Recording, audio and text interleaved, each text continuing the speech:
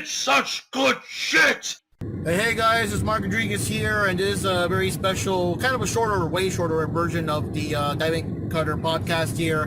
We're not reviewing a main event, we're actually going to go live to the first episode of AEW. Live. Yes, the first ever episode of AEW Rampage, and taking us on this excursion is none other than... DJF. I'm better than, well, I'm not better than you, but I'm better than MJF, so I'll run with that. I like that.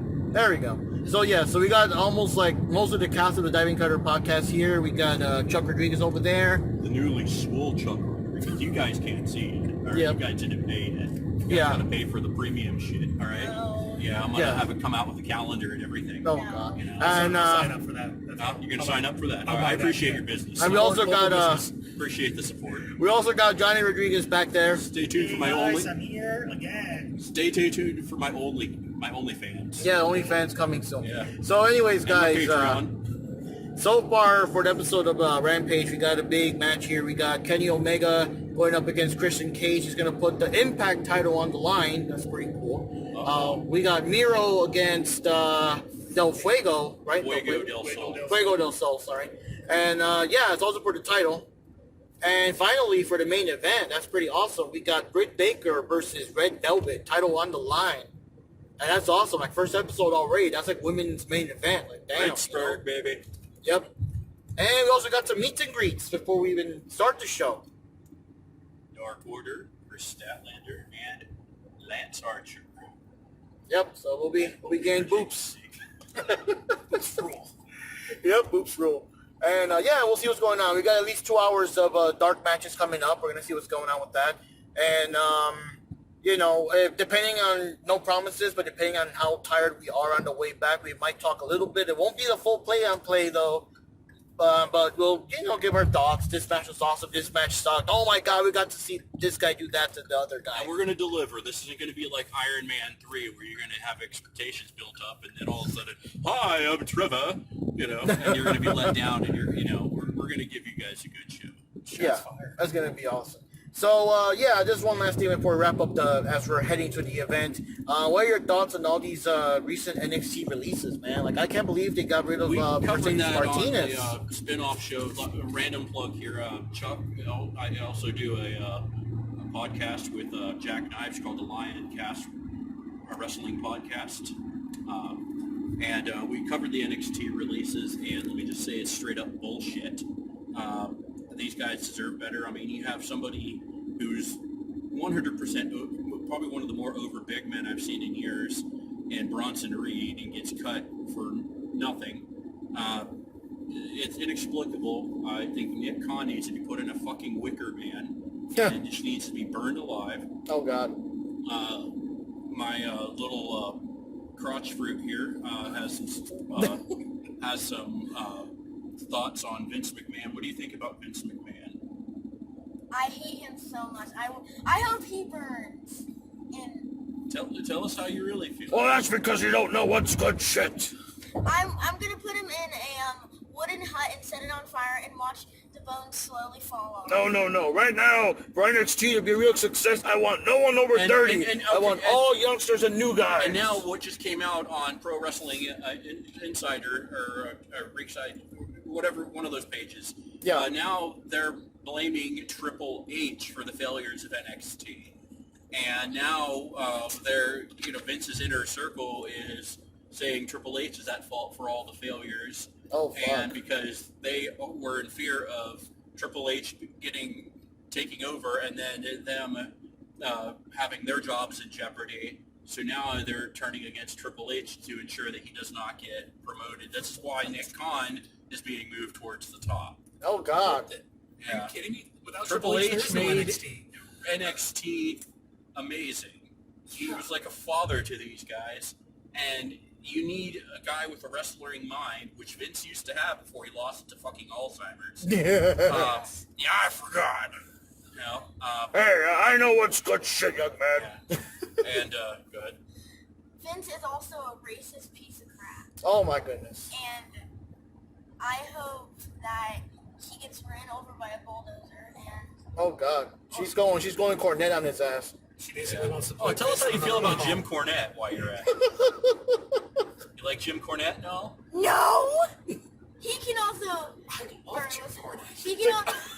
He'll have a less brutal death, but I legit want to pay him someday for a cameo of him roasting all of us, you know. Oh, you got all these nerds here watching AEW. I've requested on my birthday, I want Evan Stone doing a cameo for me. I don't ask for much, but I want him to pose as Triple H. Oh, God.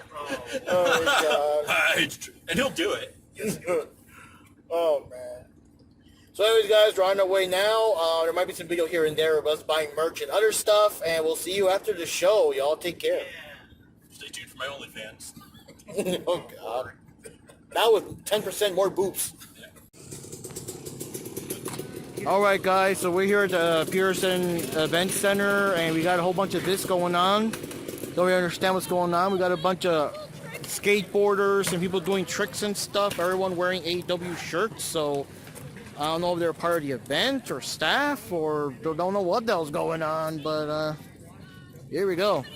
Well, this is the building. Right here is the building. Whenever it's showtime, we'll get inside here and check it out. And Johnny's doing his personal blog. Wave there, Johnny. Well, he's too busy. There he is. And we got the others here, but this is entertaining. I don't know what's going on. I don't think it's part of the regular show, but okay. Alright guys, so we're finally heading back. We're kind of worn out, so don't expect it to sound so energetic. I, for one, I screamed my lungs out at the show. I screamed in another fan. Well, that too, that counts. Hey, we finally got to sing Judas. We finally got to sing along with Jungle Boy's Tarzan song and all that. But yeah, so we got to see Rampage. Unfortunately, all the meets and greets were sold out, so we couldn't really get to see anyone. But hey, we meet one. Yeah, little Chuck Rodriguez got a photo with a certain someone. Ibo Uno was actually just lurking around for whatever the hell reason. I think he was filming his own podcast or something. So, you know, a couple of fans, including little Chuck Rodriguez there, got a photo with him. So, any overall thoughts and views, guys, of today's matches, Rampage and others? And I guess spoiler warning, because we didn't get to see Dark. We might get to see it before you guys do. I also screamed my vocal cords out, and whenever you guys probably watch it on TV, you'll probably hear me screaming at that one lady that comes out with Nyla Rose. She's a Vicky Guerrero. She's a disgusting Karen. I hate her voice. My ears were bleeding. I had to yell at her. I couldn't tell what she was saying. I mean, just her catchphrase, but everything else was just squawk, squawk, squawk, squawk, squawk. And I just couldn't understand what the fuck she was saying. She sounded like a deflating balloon, but like very squeaky. Yeah. Oh, we're so happy that Christian Cage, after being gone from the business for 7 years, won a legitimate world title. He's the Impact champion. I don't know how long of a run this is going to be, but after basically being forced into retirement by Vince McMahon for 7 years, when he's cleared test after test, you know, this has got to be a victory for him professionally.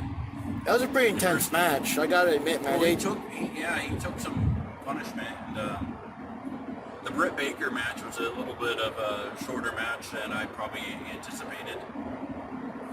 Yeah, but it was kind of cool. I mean, they did the thing where they sent Reba away, so now Britt Baker was alone. And the Miro match, we knew that was going to be a squash. Yeah. There was a part where Red Velvet actually tried to use Brett's own finisher on her and shit. I was like, oh, fuck, that's so messed up. Yeah. Oh, man. Yeah, the Miro thing was, well, I mean, at first, like, damn, because Fuego del Sol was actually, like, just knocking Miro on his head over and over and over. And I'm like, dude, you know, like, that was... But once Miro caught him, it was like, okay, bye-bye. Bye-bye, Fuego del Sol. That's the end. And everything. But, yeah, the Kenny Omega match was pretty awesome. The Young Bucks were there for a split second to kind of throw a chair in there, but that's all they did. But other than that, dark matches, yeah, just a bunch of squash matches. But, you know, we got to see Ty Conti. We got to see Chris Statlander, Nyla Rose, Pretty much the Varsity Blondes. The ones that we didn't see Wednesday night. Yeah. I actually liked a lot of the dark matches, to be honest, like the way they were set up and everything. They went from one. They didn't have all the same style, so it really broke from monotony.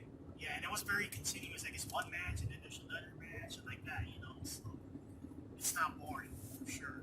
Well, some of the matches were boring because I barely even knew some of the people.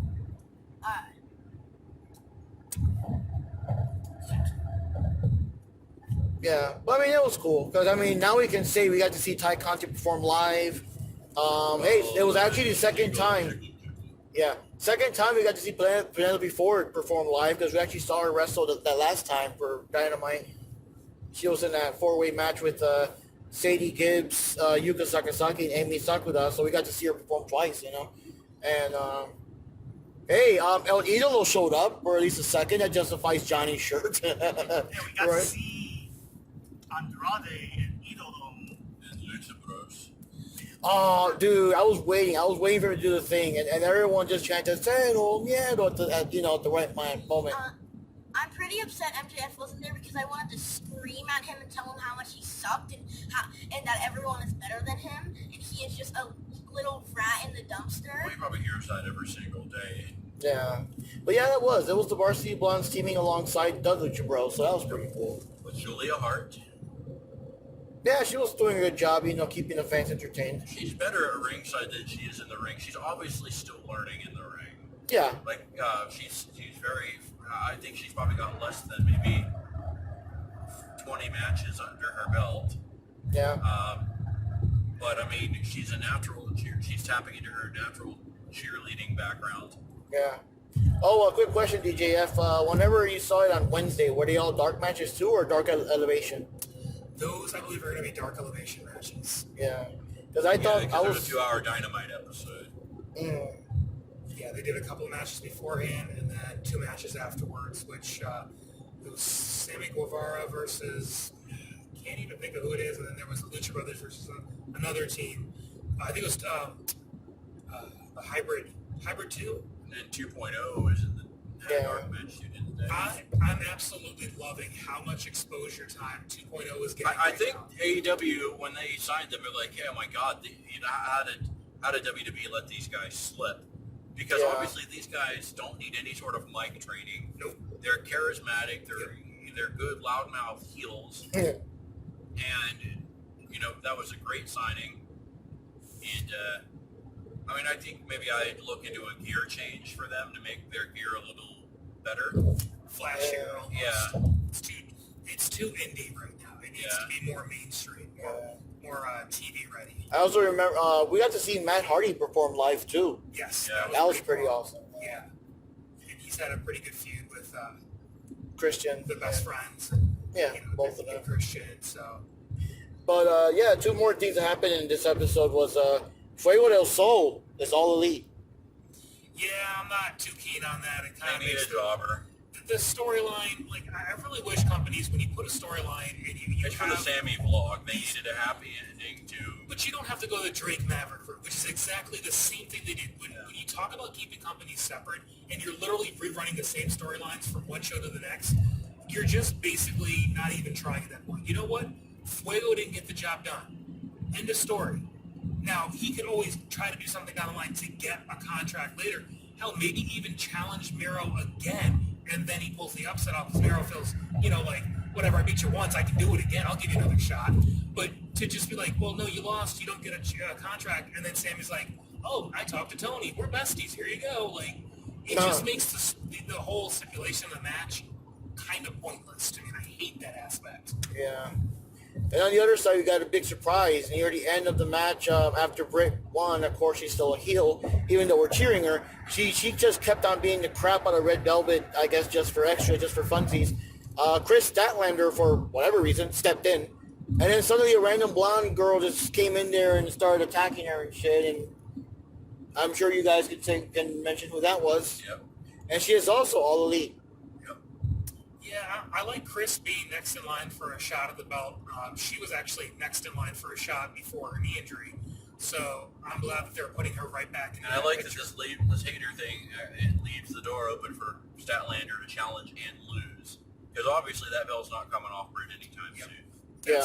I think that's Thunder Rosa. I think that's going to be the woman. Oh, yeah, Thunder Rosa was there, too. She was a guest commentator, and she also got involved. Let's give a shout out to Masha Slamovich. I mean, she looked amazing. Yeah. Is that her real name? That's her. Yeah, obviously not. I mean, come on, Slamovich, really? Because she's Russian? She's got a great look to her, though. She does. She's definitely unique looking, and she was holding her own in the ring. I'll give her credit. It was a good And she's match. definitely a product of Thunder Rosa, along with Maddie Ringhouse. See, this is what I really love about Thunder Rosa, aside from her wrestling, is she's getting work for her girls, from whether it's Mission Pro, the promotion that she runs, but she's getting him exposure on the big brand. And Maddie Rinkowski, Kylan King, Julia Hart even, was getting a little bit of a rub. Maddie Rinkowski, of course, I've said her already, but Maddie Rinkowski's clearly her standout. Yeah. And we got like Mark Henry there. We had Taz there as usual. And let's Jericho's talk about how commentary. Jack Cesar Bononi is in person. I mean, he is cut. He may not be the best in the ring. He's getting better. Yeah. And they gave him a character now, and I kind of dig that whole. I mean, it's entertaining. It is what it is. The wingman gimmick, it works for those four guys. Yeah, because they have great chemistry. Yeah. And but Cesar Bononi is. He's cut. He's impressive. Will he be successful? I mean, I don't think. I mean, he'll be a good middle card guy. But anything that keeps Peter Avalon working, because honestly, he's so grossly underappreciated. He really is. Like he's willing to do anything, Very underrated. Who was the random big fat dude with the suspenders? J.D. Drake. Mm. Paying homage to Big Bubba Rogers. He did look like Big Bubba. I heard somebody mention, somebody said something in the crowd when sitting behind me Roadkill. tonight. It was Roadkill. Spot on. That's exactly No, what it was. if he needs to have like the fedora and come out and basically do the Big Bubba thing. I think that could work for him. Yeah. I got But also, somebody- like Mr. Hughes did that whole thing. Oh, I remember Mr. Hughes. Yeah. Yeah, because that dude just stood out to me. He looked so different. But I was watching him. I He was in can't the get ring over for how a much good he time. resembles Larry the Cable Guy. Yes. Oh, So the God. cable guy meets Big Bubba Rogers. Yeah. Oh, God. Straight to the point. And then, I'm going to wrestle you, fellers. yeah. You know? Let's get her done. And then, Oh, you don't pick up a dude and say, get her done. And And then suplex him down. Ryan Nemeth, I mean, he's Power doing the bomb. best he can. He's trying to get people to care about him, and I just, people are looking at him. Oh, he's always going to be. Oh, that's Dolph's brother. Always. Every time I see him, even his mannerisms in the ring matched up. Like the way he slaps the ring. And, His gear, yeah. He just borrowed it from Dolph. yeah, and he's trying, and I feel bad for the kid because his heart's clearly in the right place, and he's having fun. They should just bring him into WWE and pair him up with Dolph, honestly. Yeah. Why they haven't done that yet is beyond me. Dolph's going to be your workhorse of the team. But Nick has charisma, too. And, I see him on BTE. I know that the segments are horrible, but he's got charisma. I see it. And you put him with Dolph, you work with your brother, you're going to bring out the best in one another. Is But I Dolph think- still in WWE, in any major storylines, or just there? He's or just something? paired up with Robert Roode right now. Oh. They were tag champs for a little bit, I think. But, Oh. yeah, that's about it. But I kind of want to see them kind of harken back to Peter Avalon as the Continental, because I mean you got to have him in that, that's always been his thing, But and then back to the Elite. I think once the Elite, title run runs its course, you have to make the Young Bucks face again, because I mean they're just this heel run right now. They're awful. It doesn't make them hateable. It's giving them go. But they were entertaining to watch his faces, because they're likable guys in real life, and that doesn't, they're not you can't buy them as heels. They're family men. I'll never buy them as heels. Yeah. As much as they try to be edgy, they're really not. They're just guys in suburban California, The Cucamonga kids. Is what Yeah. they are. Oh, man. And that's the thing. I'm an avid Bucks supporter, but I've never liked them. I don't mind them as heels when they're good, but this is, like you said, the worst heel run they've ever had. It's- Japan heel stuff. No, this is watered down WWE PG heel stuff. Oh, wow. The whole thing coming out wrestling in sneakers, and Furry hats with bedazzled. So like It should have just Yeah, been it- Don well, Callis repping Kenny Omega. They're kind of playing like the whole money went to their head, the money they went to their head kind of thing, I guess. Like they're flexing. You know and what I mean, you can do it if you believe what you're doing, and it just looks like two kids playing dress up. Oh, look what I found backstage in the proper, and let's make it into a hat. You know, like there's no creativity with them. It just seems kind of forced with them. Like they're trying to play heel, and they're injecting that smarky, insider stuff with it too. So it devalues it so much. Random question though. Whenever Christian was holding up like 2 belts. Yes. So what was the other one? One is the TNA and one is the Impact. I don't know why they just don't merge Oh. the two yet. I imagine at some point they will merge them. Now it'd be a perfect time because Christian's saying, I'm not going to carry 2 belts. Let's just merge them into one and just make it, the Impact World Championship and be done with it. Because when he was holding up 2 belts, I didn't understand what he was doing. And then when I saw the picture up close, I was like, oh, all right. I think this is Impact acknowledging Christian's accomplishments with that organization. Yeah. It's kind of odd though, right? Like if you're like an Impact fan of all 3 of y'all, it's kind of weird like the belts being defended on some other show. Like that's. As much as I hate WWE right now, I cannot stop watching Monday Night just to see the train wreck at this point. Okay. Yeah, I literally watch it for the train wreck. I'm like, how are they going to screw this wrestler up? How are they going to ruin At this least they story? really screwed up Drew McIntyre by making Oh him my boring. God. They made him God, boring. really? And He more was stories on and top stories. before I stopped watching. Like when they first rolled out him taking down Brock Lesnar, that was great to watch. Yes. And then now they got him, why not have him come out to Queen's Princes of the Universe now at this Whoa, point? what? You have him coming out with a sword. You might as well have, bring Sean Connery back from the dead. Oh God. Wait, what happened to Keith Lee in like NXT or AEW? Not AEW, not AEW. He WWE. He had health issues. He had, Did you enjoy WWE Rampage? Yes. No. I saw that tweet. Oh yeah.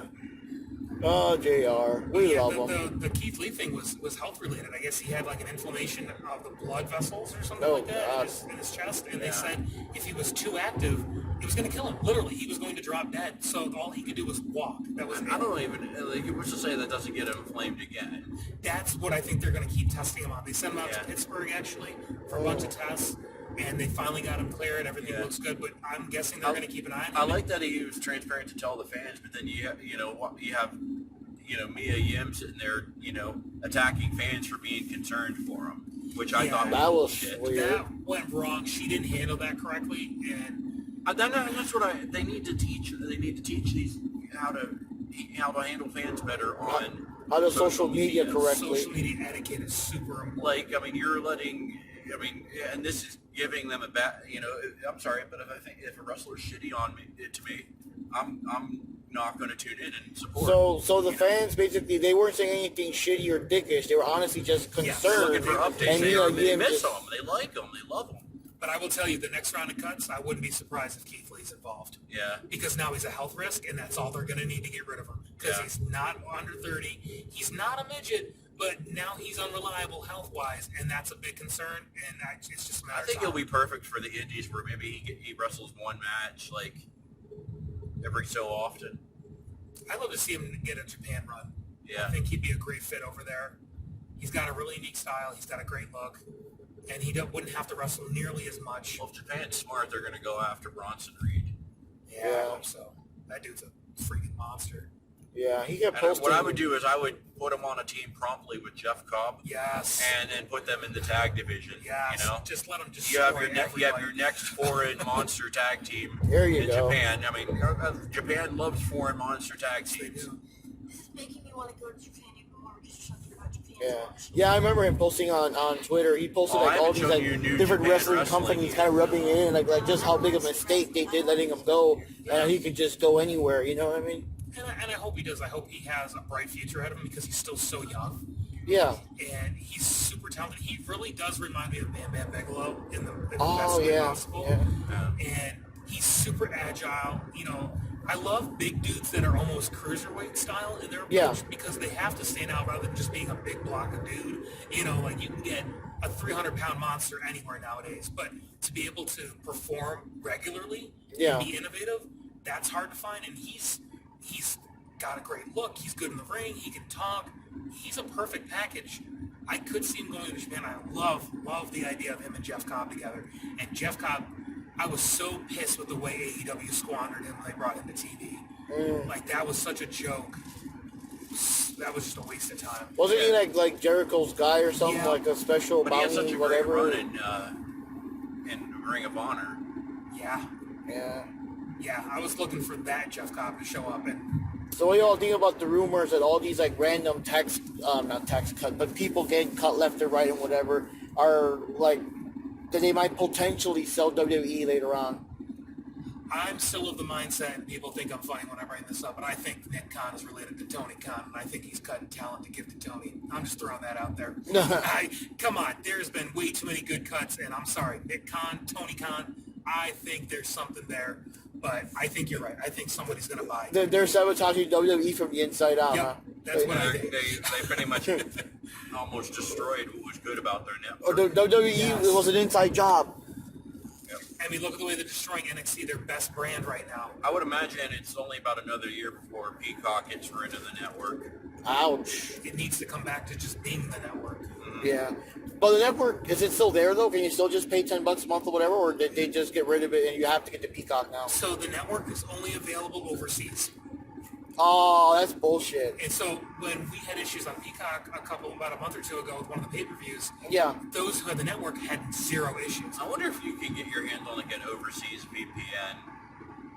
I think they're cracking down on that. Yeah. I think that was something they were trying to bring back down. Oh, wow. I mean, honestly, I pay $5 a month for Peacock because I want the new release movies. Yeah. So I'll occasionally, I'll throw on a pay-per-view because, hey, for $5, why not? Yeah. But it's the way it's set up is horrible. You can't search for anything like you used to. The way you can't really. It's not user friendly. And I mean, and like if a pay-per-view's on right then and there, you can't, rewind. You can't. Oh God. It's only live right there from that. Then there's a lot of content taken out because they're like moving the content from the network to whatever. You So a can't lot get of it's like taken out. your full video libraries from like WCW. Smoky Mountain or like I mean you get. I was watching They got all their WCW stuff on there and they're adding stuff. ECW as well. Yeah. Like they kept adding more and more WWF superstars and Like main event WCW wrestling. Saturday Night, which is pretty much wrestling with mullets. That was all WCW Oh, was. God. Everybody had a mullet. Yeah. Yeah, even Eddie Guerrero had a mullet. What do you think about Pillman Jr. switching to a singlet? I think it goes better with the varsity thing. It's good for the gimmick. It's not good for his body. He needs to be back in the tights like his dad. Yeah. He needs to go just settle on the zebra print. Yes. Yeah. Bengal style. Yeah. Oh, God. Tomorrow. All right, guys. So, yeah, I can pretty much wrap it up. We talked a good deal there, give or take. And I think we kind of left the subject of Rampage a good half hour ago. But, any final thoughts, guys, before we wrap it up? And that way Mr. DJF can put his full focus on the road as we like it. No final thoughts. I'm good. I got one final thought. Yeah. I think Rampage needs to be 2 hours. Yeah. I think there was too much great action, and I think the TV restriction times are going to kind of hurt the show. I think eventually it's going to go 2 hours. Yeah. Yeah, it's basically doing what they did with they're going to do what they did with WCW Thunder. Yeah. And that's what scares me. I don't want it to, like, fall with the same fate of WCW Thunder. But at what end? I mean, you're going to have to eventually decide to keep Dark or Dark Elevation. I mean, I understand that you want to keep all these guys working. Yeah. But I see no. I mean, if they make Rampage 2 hours, then AEW Dark goes to 1 hour, just like Dark Elevation. Yeah. I'd be okay with that. Or just go back to one freaking show, make one Dark Elevation. Yeah. But hey, I mean, this first episode, guys, and we'll see how long that show lasts and everything. I would love to be part of a first episode, knowing that the show did last, for a couple of years. You could look back, we could kind of brag a little, but... Yeah, I don't think the commentary team's going to last, I've already seen the comments. Fans are ripping it apart. Wow. Jericho's not welcomed. Mark Henry's not welcomed. Whoa, what the fuck? Why?